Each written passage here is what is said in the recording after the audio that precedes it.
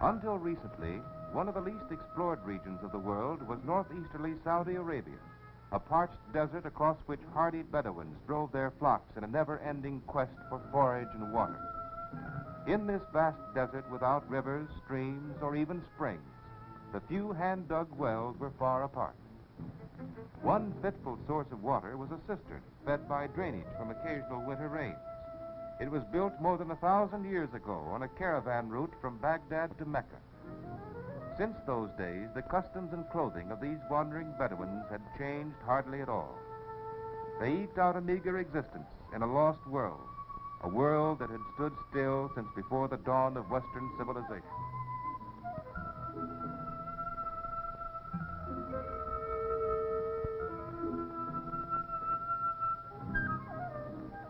On this same desert, through the summer and winter of 1947, motor caravans appeared. Camps were set up of a sort never seen here before. Small airplanes on supply and reconnaissance missions roared overhead, and sturdy trucks beat new paths on the desert.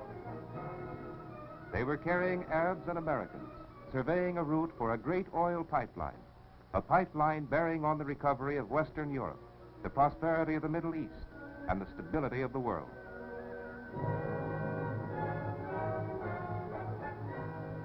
Oil is scarce in many areas today.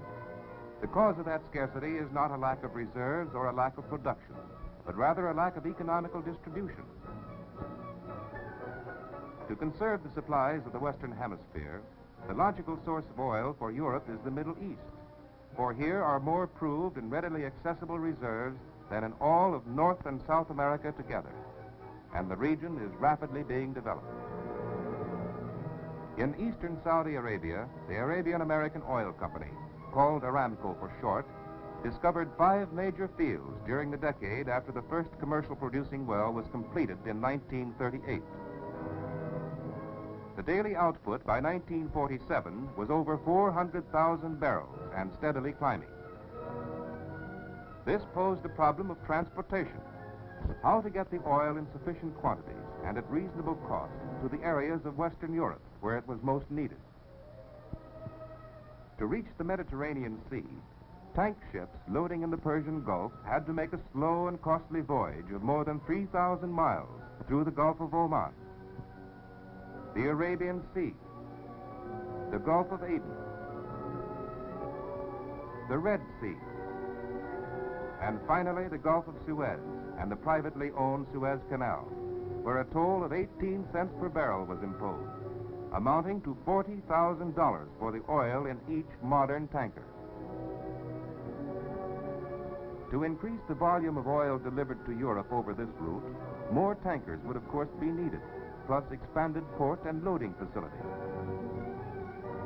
The companies owning Aramco decided that the practical alternative was a pipeline system from the oil fields of the Persian Gulf, following a direct course across the Arabian desert to the Mediterranean, an overland distance of little more than 1,000 miles, as against 3,500 miles by sea. This would effect substantial savings in steel, time, and expense. To construct and operate this pipeline, Trans-Arabian Pipeline Company was formed, TAPline for short. International Bechtel Incorporated was to perform the physical work of construction in Saudi Arabia on the pipeline and its appurtenances. This amounted to nearly 80% of the entire project. A service organization was set up in San Francisco, and in March 1947, planning for the great project got underway. It was to be a major feat of logistics, for everything needed in the way of foodstuffs, housing, equipment, and supplies would have to be shipped nearly halfway around the world, from the United States to the Persian Gulf. Special equipment of all sorts was designed and built for work in the heat and sand and rock of the Arabian desert. More than 7,000 different kinds of items had to be requisitioned and purchased, not counting spare parts, and of these alone there were over 30,000 different kinds. Hundreds of skilled men, engineers, office workers, machinists, mechanics, pipe fitters, welders, equipment operators, and many others had to be recruited in various parts of the United States and then carefully screened. They were advised about working conditions, and were hired only if they were eligible in all respects and prepared to serve in the Persian Gulf area for an employment contract period of 18 months. Then they took off from New York on an aerial journey across the Atlantic and across Europe to the Middle East. In 2 days, they got their first view of Saudi Arabia. Their plane landed at Aramco's headquarters, the town of Dhahran. Thus began their adventure. In July 1947, with the temperature around 120 degrees, a little group of Arabs and Americans set up tents in the burning sand some 150 miles northwest of Dhahran. Their task was to establish the main receiving port and supply depot for the whole Saudi Arabian portion of the tap line system. This base camp was called Ras El Mishab, meaning the camel driver's stick, after a nearby point of land. The site was more than 100 miles from any permanent habitation. Ras El Mishab offered one of the few good roadsteads for freighters along the western coast of the Persian Gulf, and it gave ready access to the Saudi Arabian portion of the pipeline route. Arab laborers and craftsmen were integrated into the project. Some had already learned trades with Aramco. Others were trained on the spot. Tap line policy from the very beginning was to employ as many Arabs as possible. Local clay fortified by cement was turned into bricks. These bricks were used by Arab masons for the construction of some of the permanent buildings. Rock from a nearby quarry was dumped into the shallow water of the Gulf to make 2 piers for barges.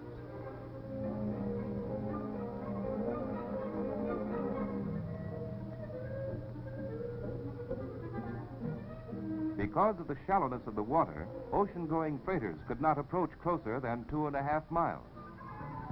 At the outset, everything from canned goods to tractors had to be lighter to shore. Each barge could carry up to 200 tons of freight. 5 or 6 barges were unloaded every day. Before long, the storage yard was well stocked. As more and more material arrived, construction at Ras El Mishab went on at a faster pace. Concrete foundations were laid for Quonset buildings to be used as shops and warehouses. Tanks were erected for the storage of water as well as fuel. As the work of construction went on, there was one conspicuous difficulty: language. At first, a few of the Arabs spoke a little English, but hardly any of the Americans knew a word of Arabic. However, patience and good humor on both sides soon brought understanding. The Americans adjusted themselves to Arabian customs, too. 5 times a day, the Arab workers, all of them devout Muslims, turned toward the holy city of Mecca and said their prayers. Radio communication was of vital importance to the coordination of operations extending across 1,000 desert miles. Base and outlying camps had to be equipped for 2-way shortwave transmission. A few months after the first tents were pitched at Ras El Mishab, the camp became a modern little city with its own power supply, water and sewerage system, offices, shops, warehouses, laundry, mess hall, hospital, and comfortable quarters for its growing population, which now numbered nearly 500 Americans and 1,500 Arabs. In addition, it had its own airfield where large transport planes arrived and departed daily with mail, freight, and passengers. Each flight from Dhahran brought more skilled craftsmen from America to swell the ranks of the pipeline builders. The recruits were taken in hand by personnel officers who drove them from the airfield a mile into camp.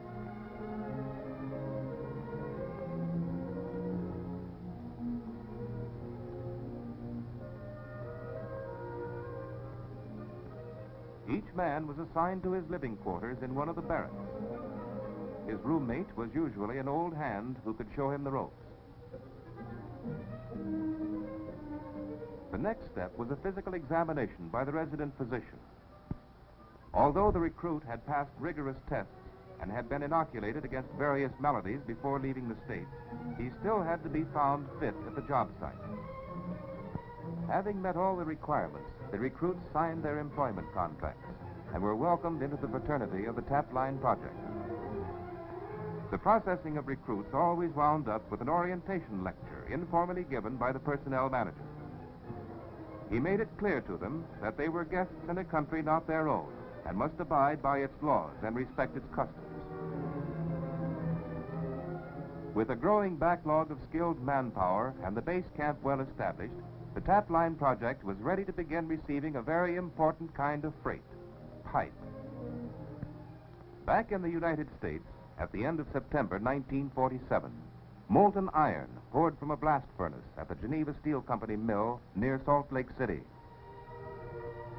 This was the birth of steel for the great Trans-Arabian pipeline. White-hot slabs dropped from reheating furnaces and were conveyed through massive rolls that reduced them to plates of the required dimensions. The plates were delivered to the Maywood, California plant of Consolidated Western Steel Corporation. Here they were to be fabricated into the largest diameter pipe ever designed for the passage of oil. They came in 4 thicknesses, from 1/4 of an inch to 7/16, according to the pressures they would have to withstand in service. Fed into one end of the plant as plates, they would emerge as finished pipe joints ready for shipment. They passed through one great machine after another. They were leveled out, sheared, and planed. Their edges were crimped.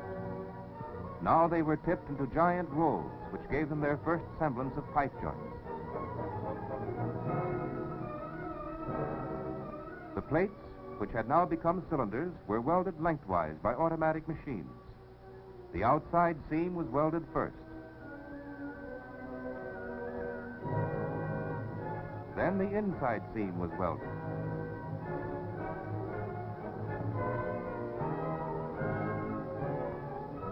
The operator studied the glowing metal reflected in a mirror below the seam. They were placed in huge dies and hydraulically expanded to make them perfectly round and straight, and to test and strengthen them. Now their ends were smoothed and beveled for field welding. A tap line inspector examined and measured each joint. No surface remained unseen. The inspector rode through on a dolly, examining the inside as thoroughly as the outside. Finally, joint after joint rolled down skids to a railroad siding. The joints were fabricated in 31-foot lengths and in 2 diameters, 30 and 31 inches. The smaller joints were nested within the larger ones, a new and ingenious idea for long-distance transportation of pipe. The pipe was moved 15 miles in gondola cars to a pier at Long Beach. Here it was taken aboard the Liberty ship William Tillman, whose destination was the Persian Gulf, 12,000 nautical miles and 45 days across the Pacific. Toward the end of December 1947, the Tillman dropped anchor as close as she could get to Ras El Mishab. She was the first of the pipe ships. Before the project was finished, there would be 100 shiploads of pipe and other cargo delivered, totaling 3 billion ton-miles. Half of the pipe joints were 30 inches in diameter. The rest of them were 31 inches. Both having been nested, with the smaller inside the larger, the 2 sizes of pipe took up no more space than would otherwise have been needed for one. The result was a 50% saving in shipping costs.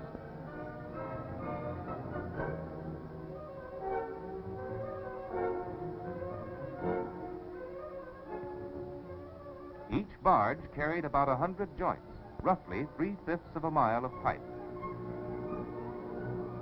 At the landing, a mobile crane lifted the pipe onto waiting trailers.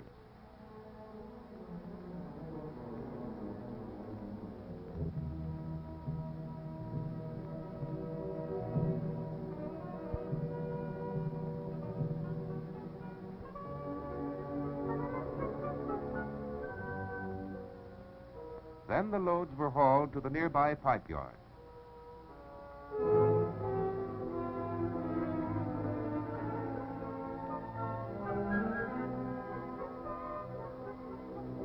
The pipe yard was more than just a place to store pipe. It had been carefully designed for the performance of a series of precise operations.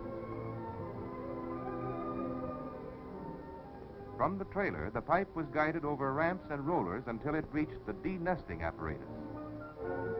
A jig was fitted to the inner joint to hold it firm. Then the outer joint was drawn away and switched to another part of the plant to be dealt with separately. The joint was prepared for welding. Each end was cleaned. The joint moved forward to a line-up clamp. Already in place was another joint of the same diameter. When the two joints came exactly end to end, they were ready for welding. For the first time in the history of pipelining, an automatic welding machine was adapted for use in the field. Designed by Bechtel engineers, it averaged 4 or 5 complete welds per hour. 4 of these machines were installed here. The 31-foot joints were united to form sections each 93 feet long. This operation cut down by 2/3 the amount of welding that would have to be done manually along the right-of-way. The 93-foot sections were now loaded from a stockpile onto big trailers. And the trek to the right-of-way began. More and more pipe was scheduled to arrive over a period of many months. In all, the tap line system would take 265,000 tons.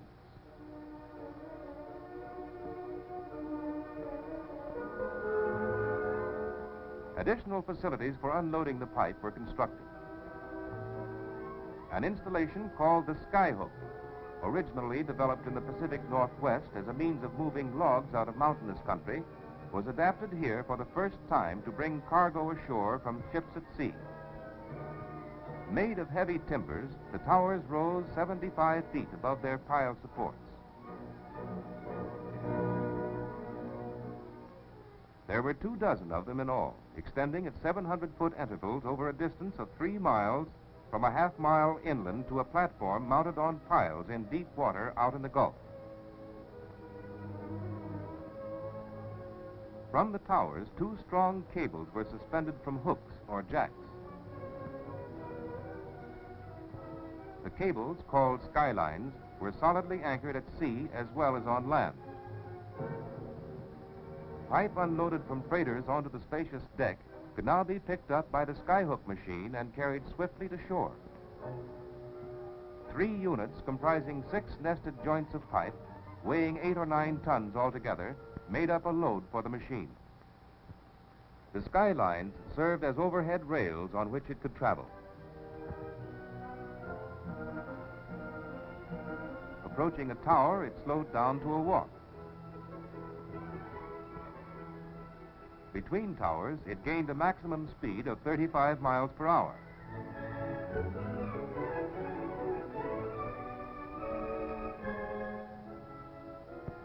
The Skyhook differed from all other aerial cableway systems in being self-propelled. The car was equipped with a gasoline engine, geared to run forward or backward.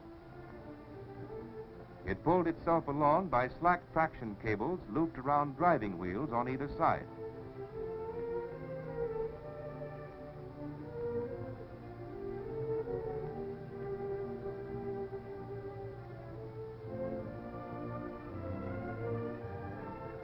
With 3 machines running in tandem and taking about 20 minutes for a round trip, the Skyhook could deliver more than 1,000 tons a day from the sea island to the pipe yard. With Ras El Mishad completed and a backlog of pipe, equipment and supplies on hand, work on the pipeline itself could now go steadily forward. The Trans-Arabian pipeline system, 1,068 miles of 30 and 31-inch pipe, beginning at the great producing center of Abqaiq, was to comprise 2 distinct divisions. The first was to be a 315-mile gathering line, owned and operated by Aramco. connecting present or potential oil fields up to a point known as Kesuma, where the oil would be metered. The second division would take off from Kesuma for its 753-mile run to the Mediterranean, and that would be tap line proper, an uninterrupted artery. By February 1948, clearing and leveling of the right-of-way began in the direction of Abcake from a point some 40 miles northward. This would become a proving ground for most of the new theories in the engineering for the greatest crude oil pipeline system ever undertaken.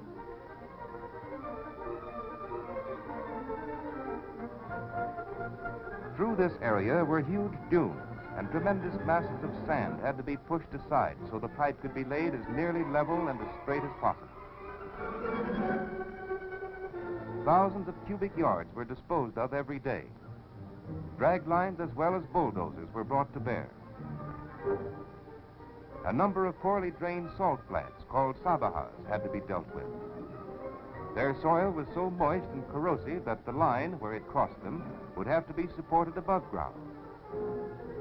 A mobile pile driver about 40 feet tall, dubbed the loping camel, mounted on crawler tracks, was used to drive piles at 66-foot intervals through the soft, yielding soil of the sabahas to firm material below. The piles went down from 10 to 20 feet.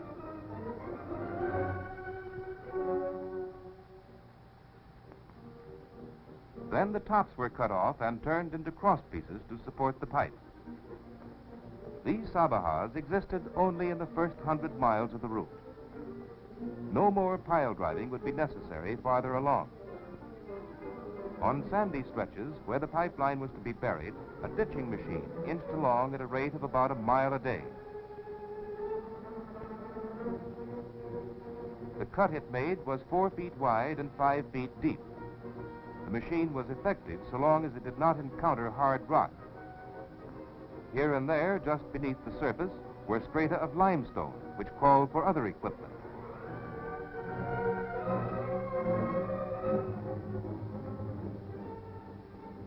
The most spectacular was the giant ripper.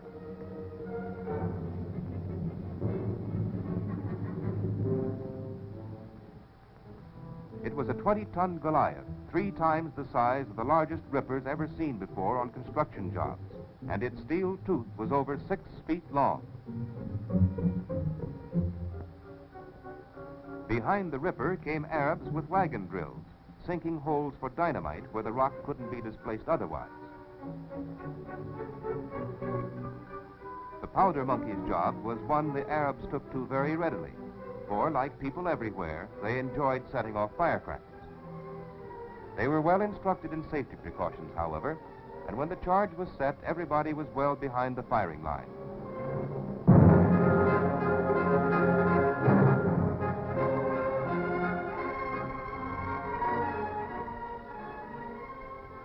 The broken rock was cleaned out by a backhoe, whose operator never complained of lack of exercise. All told, more than 2.5 million cubic yards of earth and rock would have to be moved before the project was done. Among the phenomena of Saudi Arabia is the dreaded shamal, a violent northwest wind that sweeps across the open plains and over the dunes, whipping up curtains of dust and sand. Sometimes lasting days on end, its blinding fury immobilizes almost every living thing on the desert. Everything, that is, but the pipeliners. It was in mid-February 1948 that the first load of pipe from Ras El Mishab came to the right-of-way. The truck-trailer unit bearing the load was one of 150 such giants that would eventually be used on the project. The trailer carried 9 or 10 93-foot sections of pipe weighing as much as 40 tons. Section after section was lifted off by big side-boom tractors, which strung it along the right-of-way ready for laying.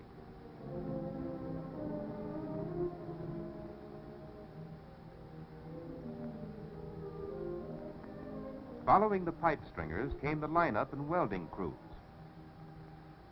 After the ends had been cleaned, the 93-foot sections were swung into place by side-boom tractors.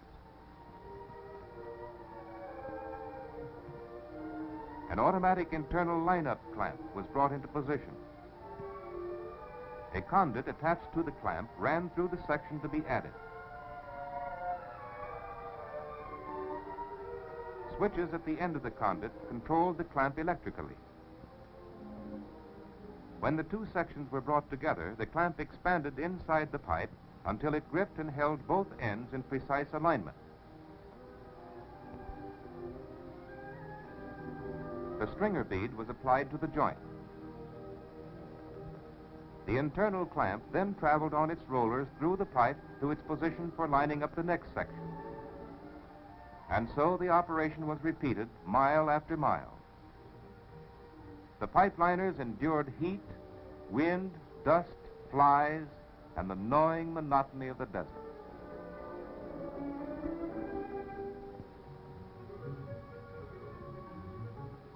Behind the stringer bead men were follow-up welders who made additional passes with different sized rods to complete each weld and give it all the strength of the pipe itself. Wherever there was a change of direction of more than 1 degree in the line, anchors were installed. The pipe supports at these bends were either steel piles or massive concrete foundations.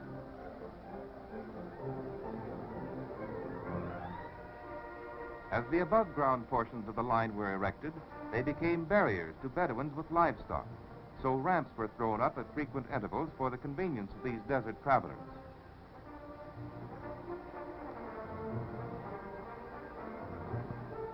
There were no expansion joints, and the pipe was held stationary by ring girders in its above-ground portions, which were to make up about 40% of the whole tap line system. When the time came to tie in the final joint of the line between anchors several miles apart, the crew was faced with a delicate operation.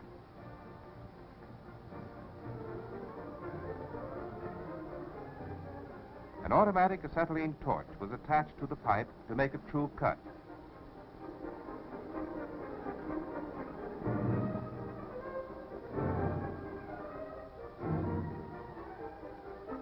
Then the two ends were quickly brought together so they could be welded before a change in temperature might cause them to buckle or drift apart.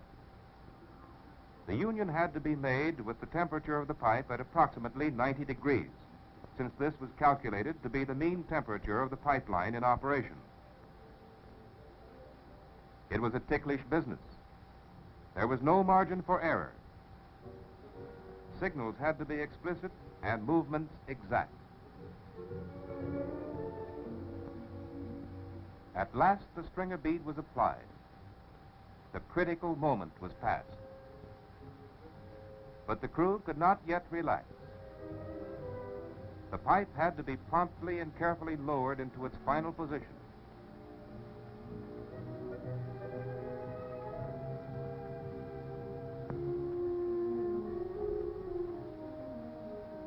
Then the ring girders were bolted together to hold it firm.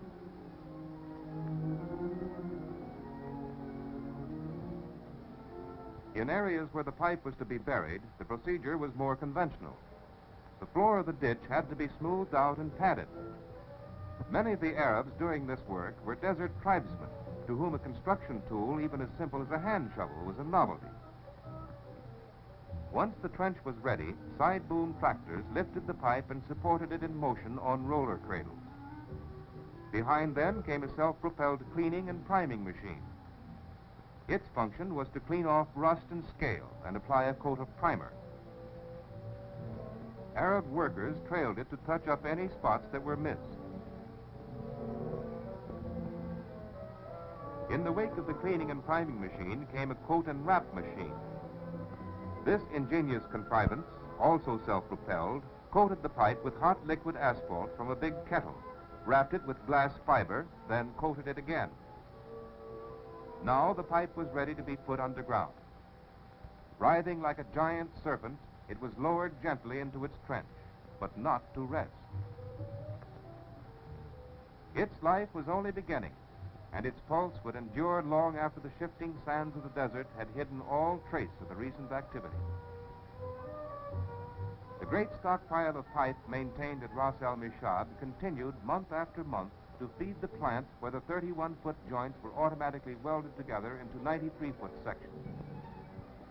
Day after day, the big pipe trucks, each with its 40-ton trailer load lined up for inspection. Then they rolled out of the base camp and headed for the right-of-way. They were always on the move, and each succeeding trip was a little longer than the last. Besides the pipe went convoy after convoy of all manner of equipment, building materials, foodstuffs, and fuel. The truck-trailer combinations carried the tonnages of freight trains. The freight hauled overland for tap line was growing into a total of 150 million ton miles. Such loads could not be delivered with dependable regularity over mere trails, so men and machines forged ahead, building and maintaining access roads that would stand up under constant heavy traffic.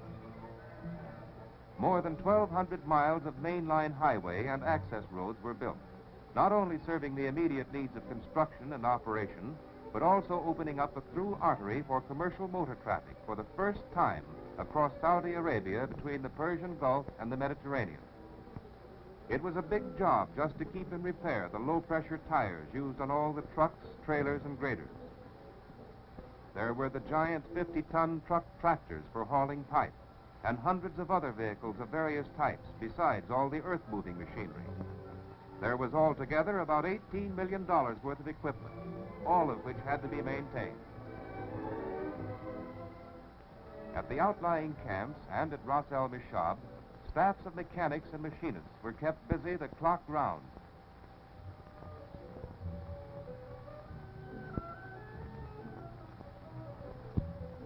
New camps were set up at convenient intervals for the construction crews.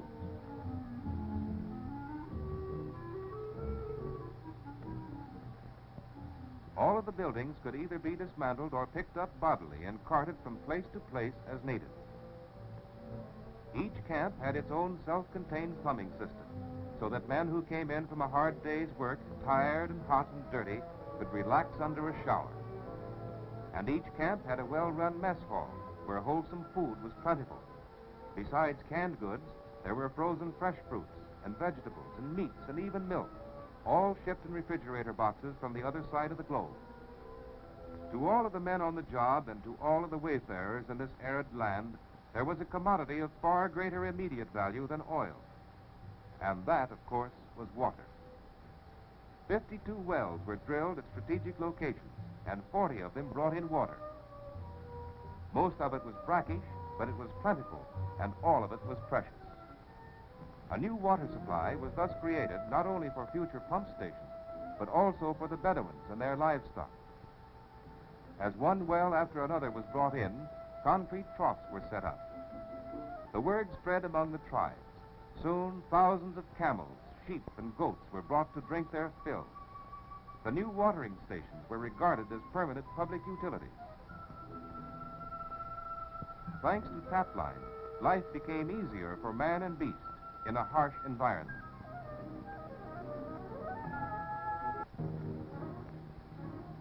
In the spring of 1949, construction was started on the first of 4 big pump stations assigned by tap line to International Bechtel. Averaging 170-odd miles apart along the right-of-way, there were to be 6 stations for the entire pipeline system, all within Saudi Arabia. Each was to be an installation costing millions of dollars. At each, there were to be pumping units with a capacity exceeding 300,000 barrels of oil per day, and accommodations and all facilities for a permanent staff of a score of Americans and a couple of hundred Arabs. In the tremendous program of transportation and construction, Arabs now outnumbered Americans by as many as 14 to 1. At the peak of activity, more than 14,000 Arabs were at work on the tap line project. Through on-the-job training, they were playing increasingly important roles. Most were employed through Arab subcontractors, who themselves had been set up in business by Aramco or tap line. Men who only a short while ago had never seen modern machinery were operating equipment of all sorts. The majority of these men, including many Bedouins, had been reared in an atmosphere that had changed little in 1,000 years. When they came to work with Americans on the tap line project, every American had to become a teacher. The Arabs proved surprisingly adaptable. Not merely did they learn to do unaccustomed tasks, but they also managed to bridge a wide cultural and linguistic gap. But with all their technological training, their basic thinking remained inviolate, and they continued to abide faithfully by the precepts of the prophet.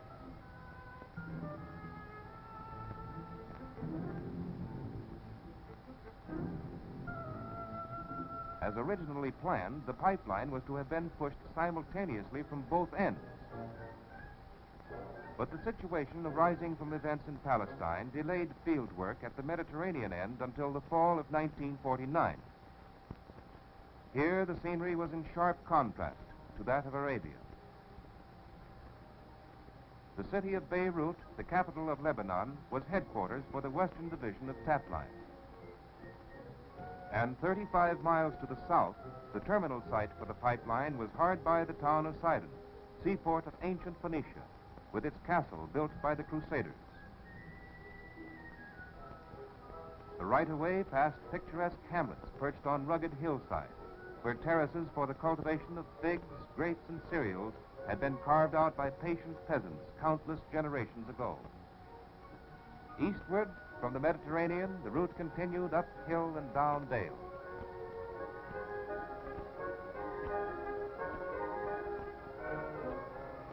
Along a certain stretch, one could look up at the silhouette of Beaufort Castle, another stronghold of the Crusaders.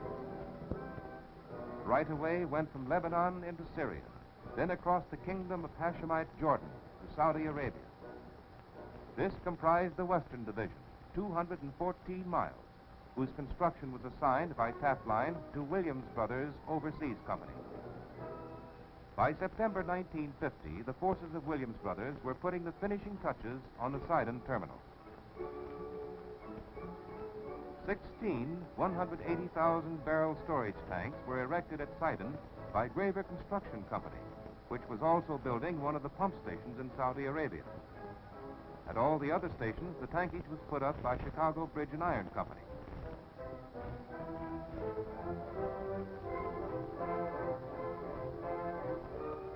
The pipeliners were now tying in some of the last of the shore lines that would carry crude oil from the storage tanks to submarine lines for the loading of tankers. Meanwhile, along the right-of-way through Saudi Arabia, installations had arisen on the empty desert as if by the magic of the Arabian Nights. But the modern magic from which they sprang resulted from painstaking planning and the hard toil of hundreds of Americans and thousands of Arabs under the severest imaginable climatic conditions nearly halfway around the world from the sources of supply. All four of the pump stations whose construction had been undertaken by International Bechtel were now in the final stages of cleanup and testing. Soon each of these stations would be dispatching its daily quota of oil. Just to fill the tap line system, including the tankage and the line itself, would take 6 million barrels of oil, more than all the oil pumped in a day from all the wells in the United States. One of the most extraordinary of all engineering and construction projects ever carried out by private enterprise was now about to bear fruit. And well it might, for the cost would be in the neighborhood of $230 million. It was financed by Standard Oil Company of California, the Texas Company, Standard Oil Company, New Jersey, and Soconi Vacuum Oil Company Incorporated, without government support of any kind. Of these companies, there are upwards of 500,000 private stockholders. The pipeliners were nearing the end of their trek. Month after month, perfectly coordinated teams of Arabs and Americans had been finishing more than a mile of pipeline every day.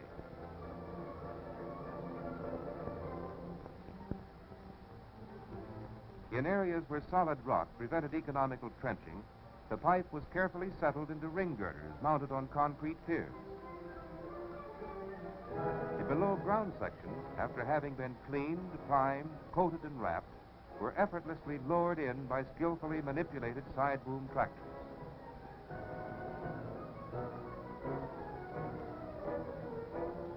Around the end of a section of pipe on the desert of northern Saudi Arabia, 4 men gathered one day in mid-September.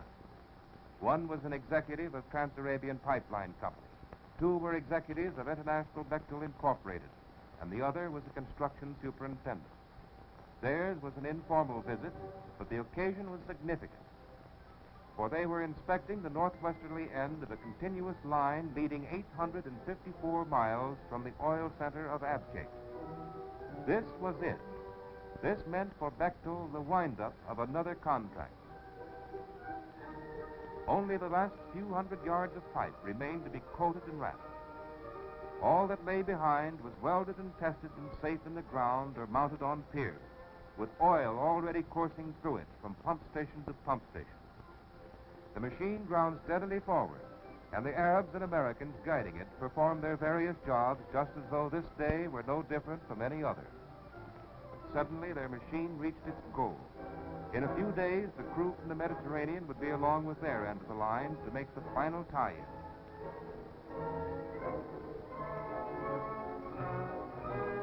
Now, through the Trans-Arabian pipeline system, flows the oil of Saudi Arabia to the storage tanks of Sidon. And into the blue waters of the Mediterranean Sea dip the submarine lines that load the oil into tankers, riding at anchor a mile from shore. The initial maximum output of the line was 300,000 barrels per day, but with an extra half dozen pump stations, it could be increased to 500,000 barrels. Through government royalties, through education, and through new industrial activities, the Arabs are benefiting enormously from Tapline. At the same time, the Aramco and Tapline organizations and their investors stand to be rewarded for their courage and imagination. And finally, the ready supply of oil made available by the Trans-Arabian pipeline system will hasten the reconstruction of Western Europe and strengthen it for peace.